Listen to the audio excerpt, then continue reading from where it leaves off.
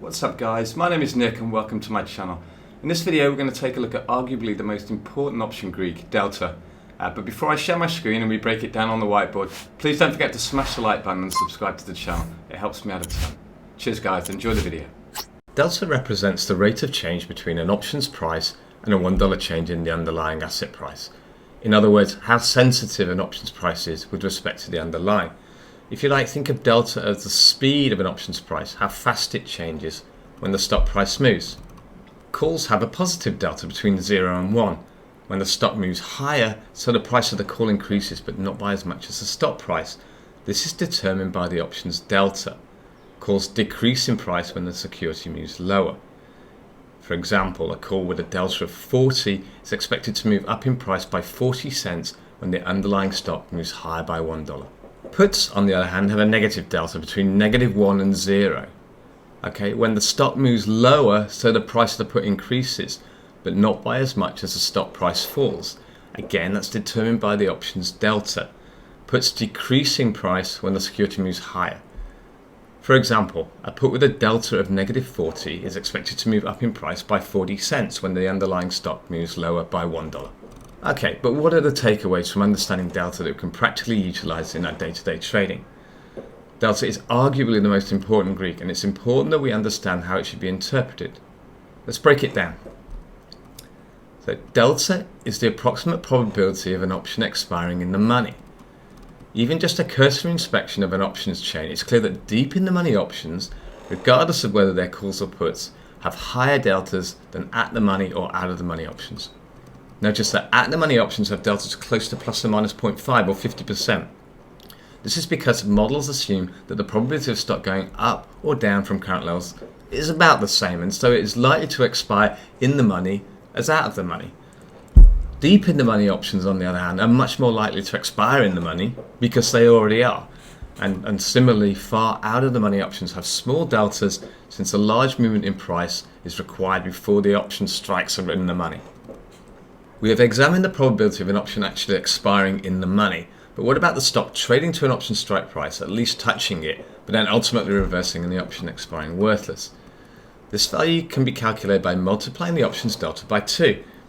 If you think about it, by definition, a 50% delta option that's at the money right now has a 100% chance of the strike being touched during the course of the trade. We're already there. This has important implications, particularly for option sellers. Even a short 25% delta option has approximately a 50% chance of being tested at some point during the trade. It's important to understand this and not be tempted to overly adjust positions or adjust them too early in a trade, but rather allow out of the money probabilities to play out over time. From an option buyer's perspective, it's crucial to realize that options whose deltas are very small have little or no chance of being touched at some point prior to expiration, let alone of expiring in the money. That is, of course, reflected in the option premium and why out of the money options are cheap. Delta can also be used as a hedge ratio. Since delta reflects an option's sensitivity to changes in price, we can buy or sell the underlying stock or ETF to offset this risk. The delta tells us how many shares to buy or sell. For example, let's assume we're long 140 delta call option. Since this option controls 100 shares of stock, in the short term at least, this is equivalent from a price perspective of holding 40 long stock. If we sell 40 shares, the losses or gains in the price of the call option due to the change in the price of the underlying asset will be offset by the short stock position. It's important to realize delta is not static though, and it will change due to changes in volatility, the passage of time, and movement in the stock or ETF price. In order to keep a position delta neutral, we need to constantly monitor and adjust this hedge. Note that by selling stock, the only Greek that is affected is the delta. Long and short stock does not come with any additional Greeks, so will not change the option's sensitivity to these other Greek variables.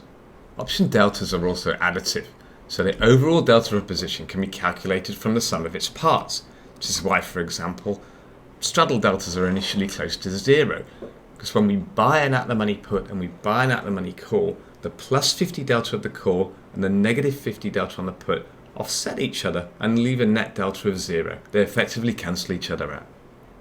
In summary then, delta tells us how much or how fast an options price should change when the underlying stock moves up $1 in price. Calls have positive deltas, while puts have negative deltas. Delta is also a good indication of the probability of an option expiring in the money. We can also use delta to work out an appropriate delta hedge. How many stocks or shares do we need to buy or sell to fully hedge our position? Position deltas are also additive. If you're still watching, you made it to the end. Thanks for your support. It's very, very much appreciated. If you have any questions or feedback, please drop them in the comments section below and I'll address them more personally. Until next time, guys. Cheers.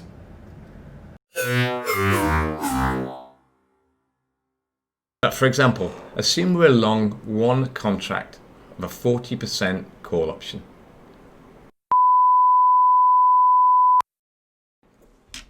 The reason that straddles make money is that the long position... We've just examined the probability of an option actually expiring in the money, but what about the stock trading to an option strike price, at least touching it, but then ultimately reversing the option expiring worthless?